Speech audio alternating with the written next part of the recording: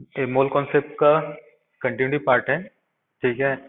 जिसमें हम लोग इक्विवेलेंट वेट के बारे में पढ़ रहे थे। तो हम लोग इक्विवेलेंट ऑफ साल्ट तक देख चुके थे फार्मूला, ठीक है। अब आते हैं next, equivalent weight of oxide equal to molecular weight of oxide upon moles of element atoms into valency of element, ठीक है।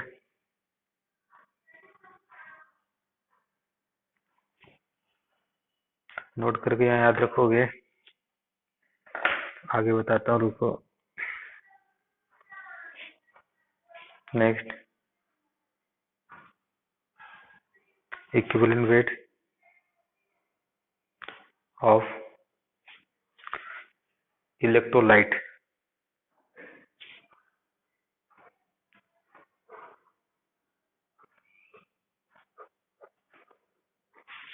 ये हो जाएगा आपका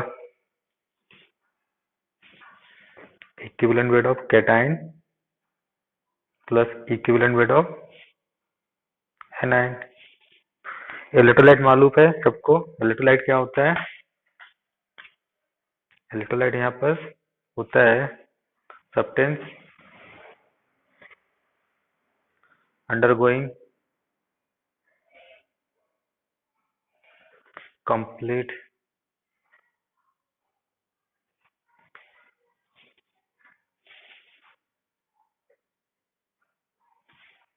ठीक है, कंप्लीट आयनाइजेशन और नहीं जिस एग्जाम्पल NaCl, ठीक है, Na2SO4 कैसे होता है? जैसे मान लो एग्जाम्पल NaCl, ये ब्रेक हो जाएगा N+Cl-, तो इसका इक्विवेलेंट वेट इन दोनों का सम का इक्विवेलेंट वेट के बराबर होता है, ठीक है। नेक्स्ट,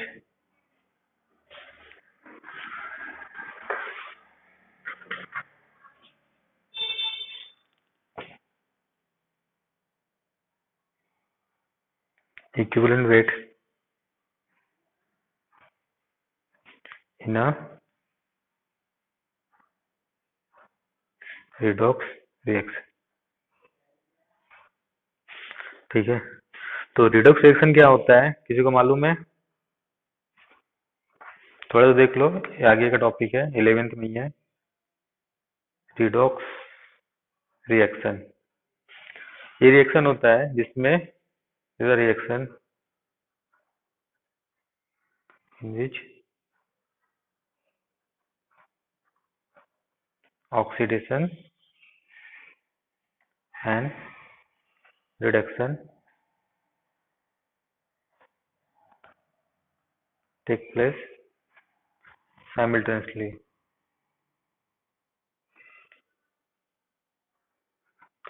दोनों क्या होते हैं? साथ में होते हैं, तो उसको हम लोग क्या बोलते हैं?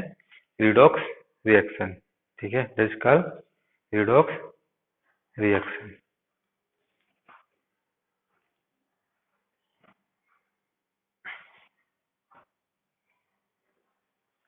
ठीक है, that is called redox reaction. तो आगे एग्जांपल देखेंगे रिडॉक्स का। एक लिख देता एग्जांपल। और किसको मालूम रिडॉक्स रिएक्शन? और किसी को मालूम है redox reaction?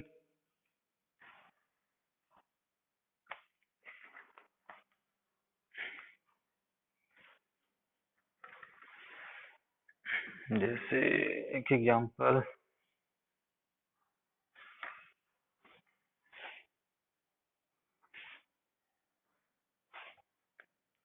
5SO2 plus 2KMnO4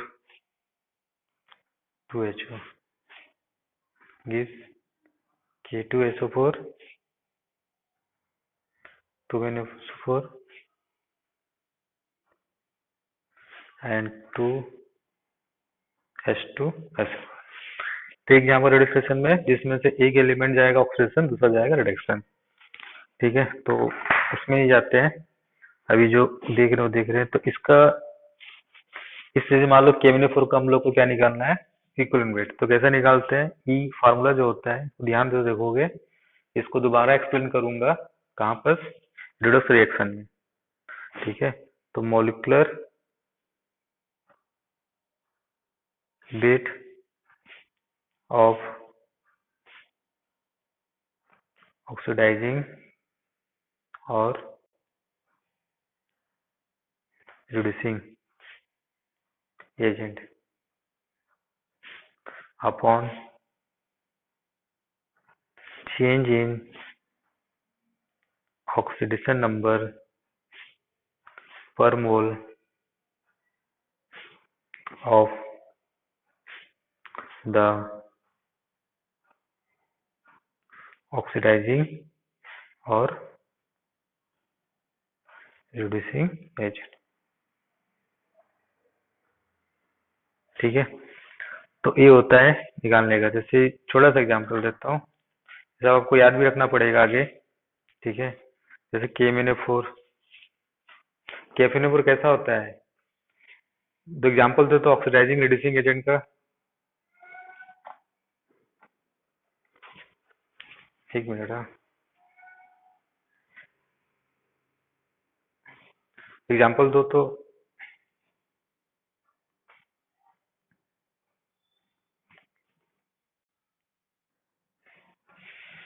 H2SO4 ऐसा, अच्छा एग्जांपल क्या है इसका, जैसे एग्जांपल ऑक्सीडाइजिंग रिड्यूसिंग का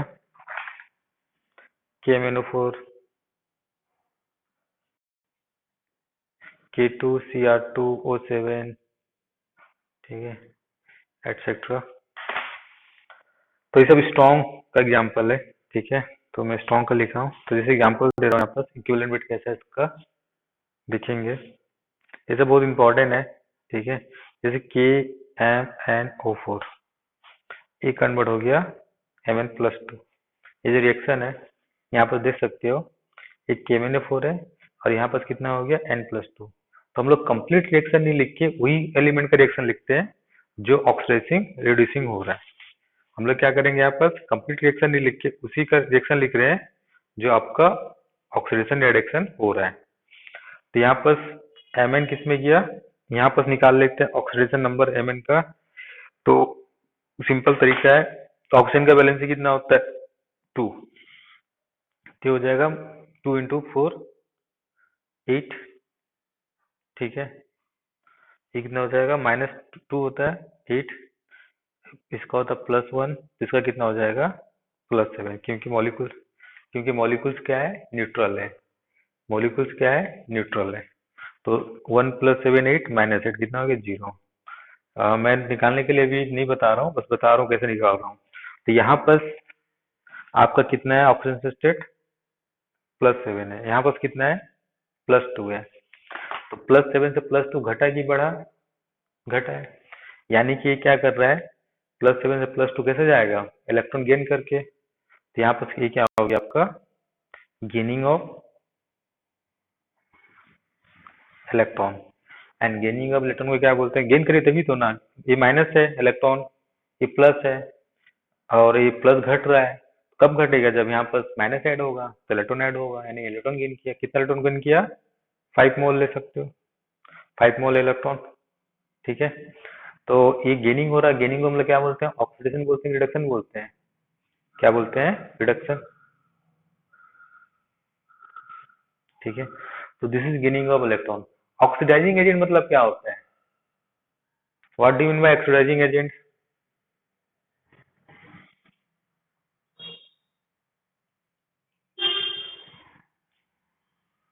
ठीक है, वो भी अच्छा है,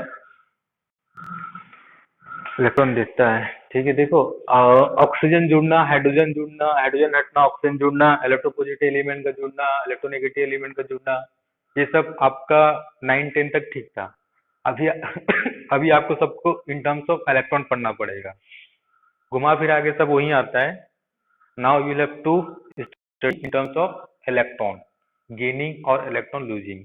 तो ऑक्सीडेशन मतलब होता है लूजिंग ऑफ इलेक्ट्रॉन, और रिडक्शन का मतलब होता है गेनिंग ऑफ इलेक्ट्रॉन। ऑक्सीडेशन जो प्रोसेस होता है, इसको डिटेल से पढ़ोगे, 11 की टॉपिक है। Losing of electron and reduction जो है वो था आपका गेनिंग ऑफ इलेक्ट्रॉन। ठीक है, तो यहाँ पर से क्या हो गया, गेनिंग ऑफ इलेक्ट्रॉन हो रहा, क्या हो गया, आपका रिडक्शन हो गया। ठीक है, तो अब यहाँ पर कितना मोल किया, 5 मोल किया, तो KMnO4 का इक्विवेलेंट वेट कितना हो जाएगा। So equivalent weight of KMnO4 equal to molecular weight कितना है, मॉलिक्यूलर 158 होता है इसका। ठीक है, अब देखो मैंने formula change in oxygen number per mole of the oxidising reducing agent per mole. तो 1 मोल है, एक है ना यहाँ पर, तो यहाँ 1 मोल हो गया, तो 1 मोल में कितना चेंज हो रहा है, 5 मोल इलेक्ट्रॉन, तो अपॉन 5, ये हो जाएगा आपका 31.6। तो ऐसे करके इसका क्या निकालते हैं हम लोग, इक्विवेलेंट वेट निकालते हैं। ठीक है,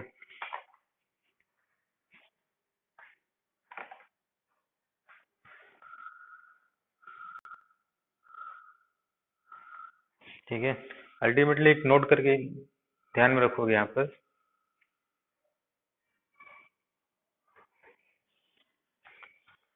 however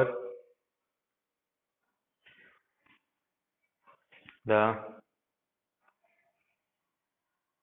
equivalent weight of a compound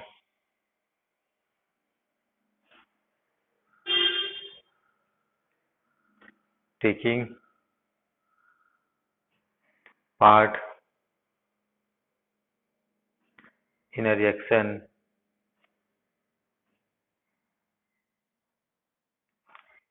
should be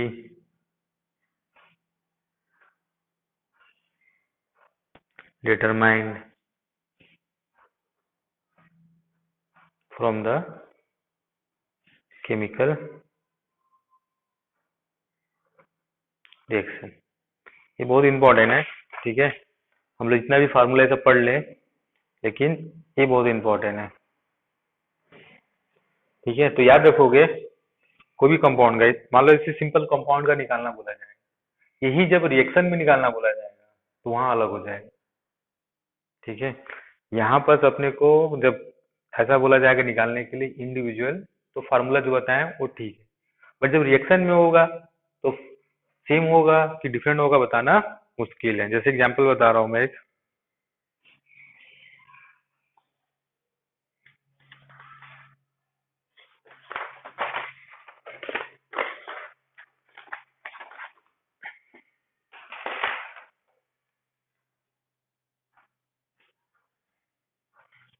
जैसे एग्जांपल कल मैंने बताया भी था एक, इसी को रिपीट कर रहा हूँ।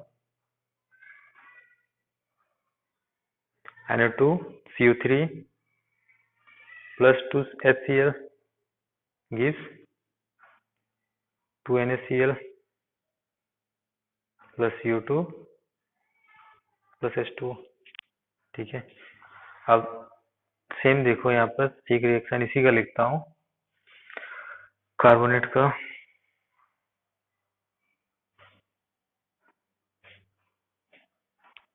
This give sodium bicarbonate plus NaCl। यहाँ पर अपने को N2CO2 का निकालना इक्विवेलेंट वेट। ठीक है, अगर मान लो आपको बोलता हूँ just find equivalent weight of NO2CO3। ठीक है, NO2CO3, तो आप क्या करोगे, NO2CO3 का क्या निकालोगे, मोलिकुलर वेट कितना होता है 106। अभी क्या है, साल्ट है, TD से साल्ट, ठीक है। तो नंबर ऑफ कैटायन कितना है यहाँ पर, मेटल कितना है, 2 है, और उसकी वैलेंसी कितनी है, 1। तो 2 इंटू 1 तो कितना हो गया, 106/2, यानी कि 53 होना चाहिए, तो 53, ठीक है, जैसे फार्मूला बताया था मैंने।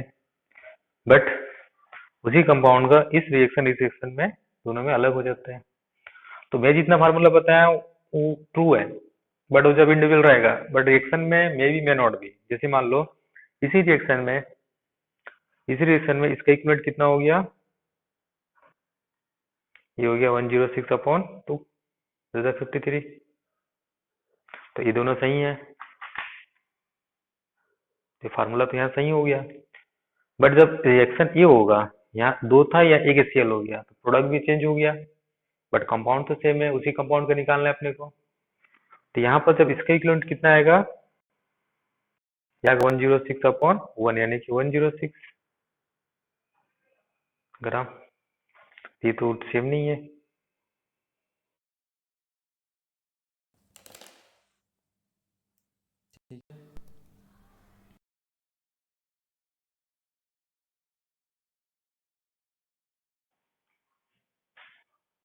तो यहाँ पर आपको उसी कंपाउंड का दो अलग अलग मिल रहा है, फार्मूला हमेशा ट्रू है, बट रिएक्शन के अकॉर्डिंग इसका वो भी चेंज होता है, ठीक है। तो अब देखते हैं एक चीज और इसी में देख लेते हैं, इक्विवेलेंट वॉल्यूम, ये भी यूज होता है।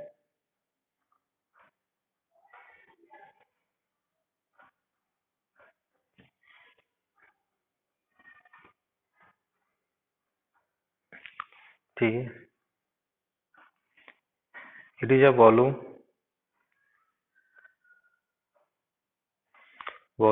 occupied by one equivalent of any gas at NTP, ठीक है। अब देखो एग्जांपल में ये याद भी रखोगे, as we know that 1 mole of molecules of any gas at NTP occupies 22.4 litre, ठीक है। And 1 mole of any diatomic gas at NTP occupies litre. Monoatomic 22, diatomic कितना होता है, 11.2, ठीक है। अब देखो यहाँ पर नोट करके, या 1 mole of H content, H क्या गैस है, हाइड्रोजन गैस, एटॉम है, 1 इक्विवेलेंट ऑफ H, ठीक है। 1 mole of O contain 2 equivalent of O, क्यों, क्योंकि यहाँ पर O2 होता है, ठीक है। तो 1 mole of O contain 2 equivalent of O, sorry O2 नहीं, या H लिखो, लिखो, हाँ बोलो।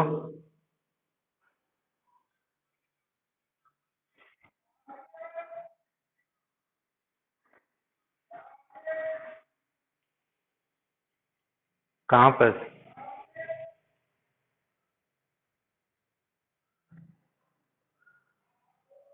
इधर,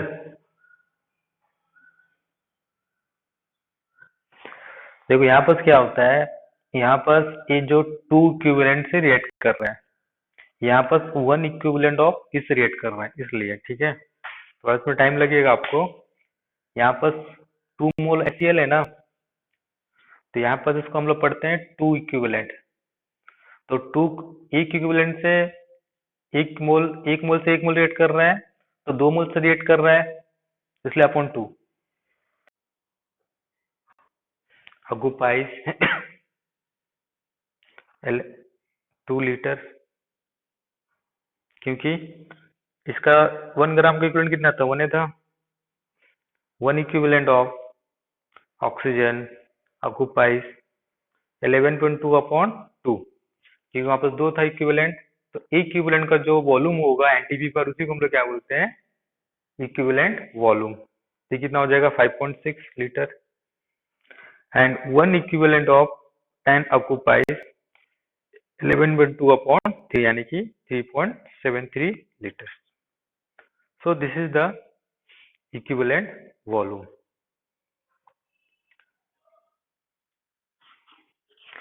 आप वैलेंसी से बोल सकते हो, बट एग्जैक्टली वैलेंसी नहीं बोलोगे, ठीक है। वैलेंसी से बोल सकते हो, बट एग्जैक्टली लग रहा है, लेकिन वो वैलेंसी नहीं है, ठीक है।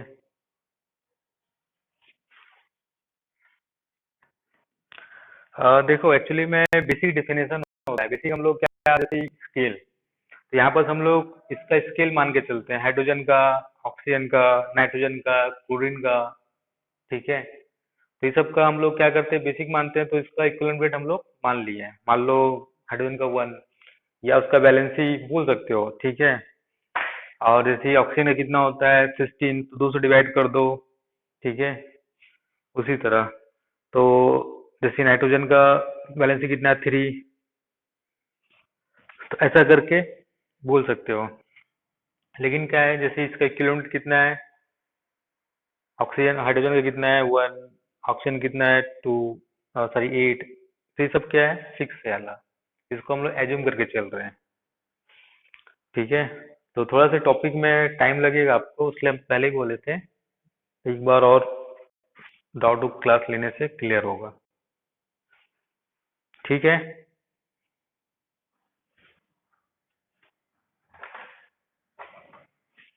अब देखो, जो फार्मूला होगा, जैसे हम लोग नंबर ऑफ मोल्स के लिए निकालते थे, 4 मोल्स, ठीक है, फॉर नंबर ऑफ इक्विवेलेंट, ठीक है। तो मोल्स में क्या करते थे, जैसे मोल्स का क्या होता था, वेट अपॉन मोलिकुलर वेट। और यहाँ पर क्या होता था, number of equivalent, weight upon equivalent weight.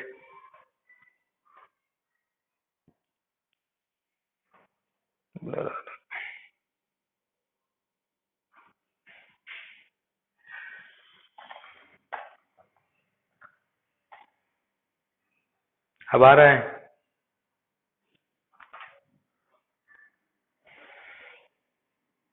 दूसरा volume upon molar volume, NTP. यहाँ पर वॉल्यूम अपॉन इक्विवेलेंट वॉल्यूम, जो मैंने बताया यहाँ पे, ठीक है। तो ऐसे करके आपको यूज करना है। तो ये मोल्स के लिए हो गया, और ये हो गया इक्विवेलेंट वेट के लिए। और इक्विवेलेंट वेट कैसा निकालना है ये बताया हूँ, ठीक है। अब आते हैं इसका यूज कैसा करते हैं। ये दो फार्मूले ज्यादा करके यूज करते हैं हम लोग, ठीक है। जैसे लिमिटिंग रीजेंट, सबसे पहले आते हैं, लिमिटिंग निकालने में ज्यादा हेल्प होता है, और भी एक जगह होते हैं।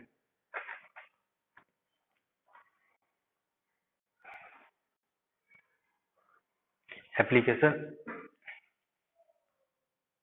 जैसे first to find limiting reagent, ठीक है। तो टू फाइंड लिमिटिंग रिएजेंट मतलब क्या होता है, विच कंपाउंड और एलिमेंट हैज लेस या list number of equivalent, less number equivalent, ठीक है।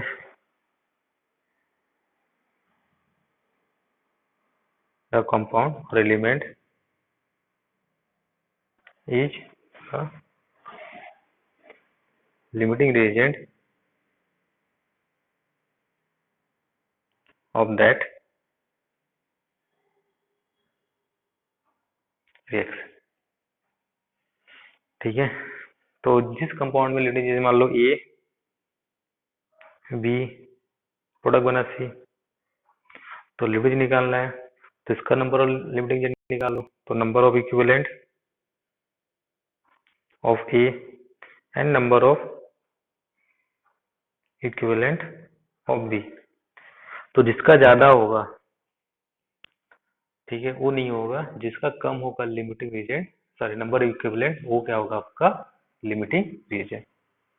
तो इसको बताऊंगा मैं, लिमिटिंग रिएजेंट जो नहीं पढ़े हो, पढ़ाने के बाद इसको मैं दोनों तरह से बताऊंगा। इसमें क्या होता है, equation equation no need to balance, इसमें इक्वेशन को बैलेंस करने की जरूरत नहीं है, ठीक है। इसमें क्या कर सकते हो आप, खाली आपको रिएक्टेंट एंड प्रोडक्ट मालूम होना चाहिए।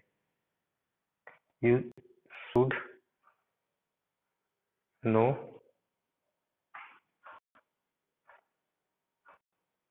Reactant and product. हाँ पूछो।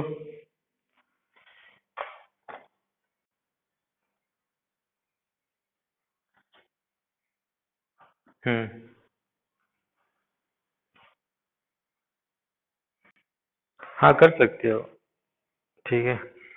मैंने उसे बताया था ना, लॉ इससे भी निकालते हैं, लेकिन मैंने बोला इसको बाद में कराऊंगा। नेक्स्ट इंटरैक्शन, ठीक है, जो लैब में करते हो, लैब में आप लोग इंटरैक्शन, ठीक है। लैब में एक फार्मूला यूज करते हैं, N M1 V1 M2 V2, ठीक है। तो ये M1 V1 M किसके टर्म में, मोलरिटी के टर्म में, ठीक है।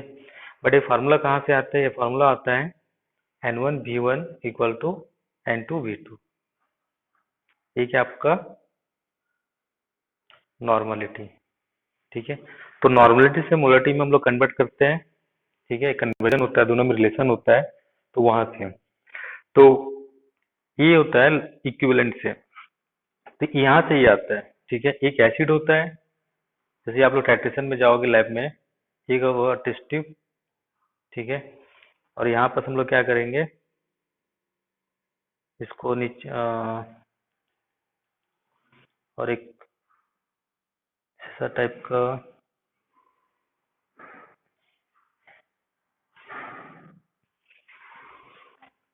ठीक है, स्टैंड होता है बगल में, ठीक है।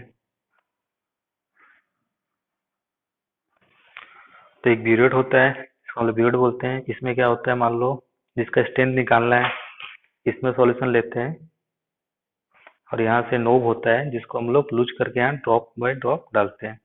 इसमें हम लोग क्या यूज करते हैं, जिसका स्ट्रेंथ निकालना रहता है, वो स्ट्रेंथ हैव टू फाइंड, और ये आपका नॉन स्ट्रेंथ होता है, ठीक है, इसका वॉल्यूम भी मालूम होता है आल्सो नोन। तो इसको इसे मिलाते हैं, मिलाने के बाद इसका हम लोग वॉल्यूम यहाँ से क्या करते हैं, एक यहाँ पर यूज करते हैं हम लोग इंडिकेटर, इसको हम लोग क्या बोलते हैं, इंडिकेटर। ठीक है, इंडिकेटर क्या होता है, विच indicate a reaction by changing in its color। ठीक है, तो ऐसे करके हम लोग जैसे कलर चेंज होता है तो वो पॉइंट होता है आपका इक्विवेलेंस पॉइंट होता है। ठीक है, तो वहां से हम लोग उसका वॉल्यूम निकाल लेते हैं यहाँ से। ठीक है, तो वॉल्यूम निकाल लेंगे, कितना वॉल्यूम यहाँ से रीड कर लेंगे, कितना वॉल्यूम नीचे आया, तो मान लो आपका V1 है और इसका स्ट्रेंथ कितना N1 है, और यहाँ पर जो वॉल्यूम लिए हैं वो आपका वॉल्यूम V2 है, स्ट्रेंथ कितना आपका N2 है, दिस नोन है। तो N2 V2 equal to V1 मालूम है और N1 निकालना है, तो N1 इक्वल टू कितना हो जाएगा यहाँ पर N2 V2 अपॉन V1। तो यहाँ से क्या करते हैं हम लोग, स्ट्रेंथ निकाल लेते हैं। तो ये बहुत इंपॉर्टेंट रोल है इसका टाइट्रेशन में। और इंडिकेटर होता है आपका वीक ऑर्गेनिक एसिड या बेस होता है, जैसे आपका मिथाइल ऑरेंज हुआ, मिथाइल ऑरेंज या फिर फिनोल्फेथोलिन हुआ। ठीक है, तरह तरह का होते हैं, तो ये इस टाइप से इसका यूज होता है। यहाँ तक कोई डाउट है?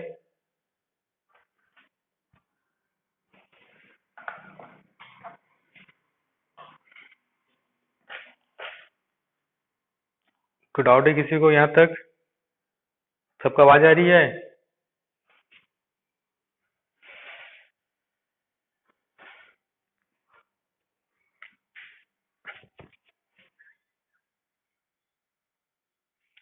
हाँ, 11 में टाइट्रेशन कराएंगे, वहां पर M1B1 यूज होगा। ठीक है, एक्चुअली में क्या होता है, देखो ध्यान से, जल्दी से बताता हूँ यहाँ पर।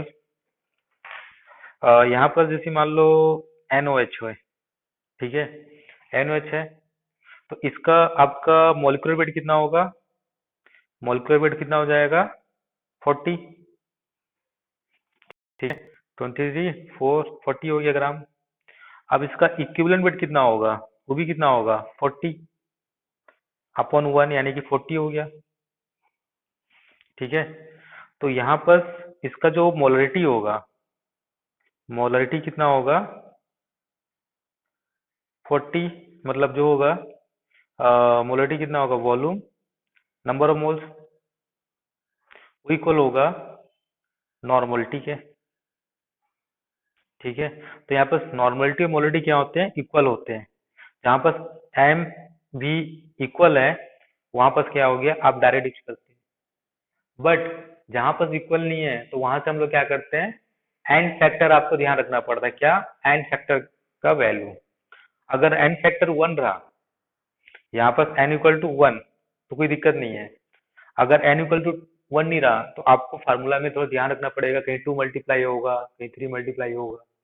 ठीक है, ऑक्सिलिक एसिड अलग करोगे उसमें समझ में आएगा, अगर कराएंगे स्कूल में। ठीक है, तो अगर किसी का बस लैब मैनुअल आप निकाल के देख सकते हो टाइट्रेशन का, इस टाइप से आपको फार्मूला एक मिलेगा। और कोई डाउट है?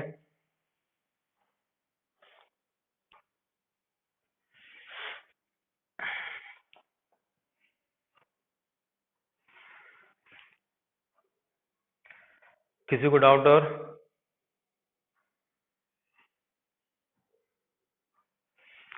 ठीक है, चलो फिजिक्स कंटिन्यू करता हूँ, तो कल कंटिन्यू करूंगा। और ठीक है, तो कुछ प्रॉब्लम सॉल्व कराऊंगा तो आप लोगों को थोड़ा सा क्लियर होगा। और थोड़ा बहुत समझ में आ रहा है आपको, याद रखना एक बार में समझ में नहीं आ गया चीज। ठीक है, चीज मैंने पहले ही बोला था। कोई डाउट है?